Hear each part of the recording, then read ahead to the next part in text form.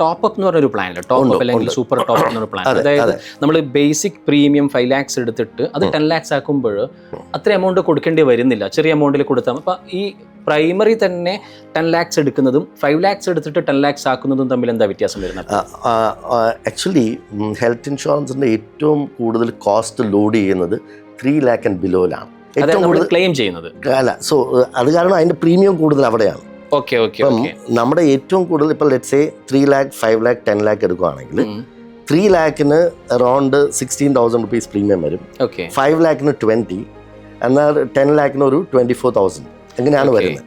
Because claim experience നോക്കുമ്പോൾ ഏറ്റവും കൂടുതൽ ക്ലെയിംസ് വരുന്നത് 3 lakhന് താഴെ, അവിടെയാണ് പ്രീമിയം ലോഡ് ചെയ്യുന്നത്. അതായത് പിന്നീട് എപ്പോഴെങ്കിലും ഇൻഷുറൻസ് കമ്പനി ഇൻഷുറൻസ് എമൗണ്ട് കൊടുക്കേണ്ടി വരുന്നത്, ക്ലെയിം ചെയ്താൽ കൊടുക്കേണ്ടി വരുന്നത് 3 lakhs താഴെയായിരിക്കും കൂടുതൽ. അത് കാരണമാണ് അവിടെ പ്രീമിയം ലോഡിങ് കൂടുതലാണ്. അതെ, പിന്നെയുള്ള ടോപ്പ് അപ്പ് ഒക്കെ ഇപ്പൊ ടോപ്പ് അപ്പ് എന്ന് പറയുന്നത് ഈ ബേസ് പോളിസി കഴിഞ്ഞിട്ട് ഉള്ളതിനാണ് ടോപ്പ് അപ്പ് എന്ന് പറയുന്നത്.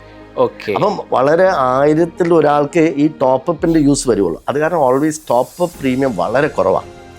ഇപ്പം 90 ലക്ഷം, ഒരു 10 ലക്ഷം രൂപയുടെ ബേസ് പോളിസി 24,000 രൂപയ്ക്ക് ഞാൻ എടുത്തു. ഒരു ടോപ്പ് അപ്പിന് ഒരു 4,000 രൂപ കൊടുത്തു കഴിഞ്ഞാൽ 90 ലക്ഷം രൂപയും കൂടെ അഡീഷണൽ കിട്ടുന്നു. 90 lakhs. അതായത് 24,000 പ്ലസ് 28,000 ആവുന്നുള്ളൂ. 28,000 1 കോടി രൂപയുടെ കവർ കിട്ടുന്നു.